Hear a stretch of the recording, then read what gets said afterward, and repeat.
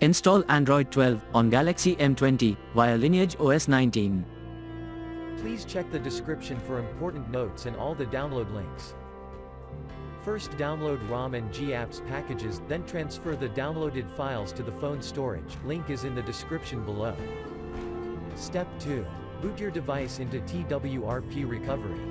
Once in TWRP, click on Wipe, Advanced Wipe, and select the check boxes, as shown in the image, excluding internal storage. Step 4. Swipe the button to wipe the device. Step 5. Go back to the recovery main screen, and tap on the Install button. Step 6. Navigate to the storage, and select the ROM zip file. Step 7. Finally, swipe the button on the screen, to install ROM file. Step 8. Flash the GApps zip package, in the same manner. Step 9. After GApps flashing completes, select Wipe Cache and Dalvik from bottom left side of screen, and swipe to wipe. Step 10. When the flashing process is complete, hit Reboot System. That's it, you have successfully installed the ROM on your device.